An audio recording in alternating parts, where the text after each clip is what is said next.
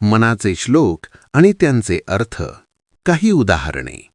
गणाधीश जो ईश सर्वांगुणांचा. अर्थ, जो सर्वांमध्ये श्रेष्ठ आहे अशा गणपतीला वंदन करून 4 वाणींची देवी शारदेला नमस्कार करतो. या अथांग मार्गावर चालण्यासाठी मी रामाच्या मार्गाचा अवलंब करतो. मना सज्जना भक्तिपंथेची जावे. अर्थ, हे सज्जन मना, तू नेहमी भक्तीच्या मार्गानेच जा. त्यामुळेच तुला सहजपणे श्रीहरी म्हणजे परमेश्वर प्राप्त होईल.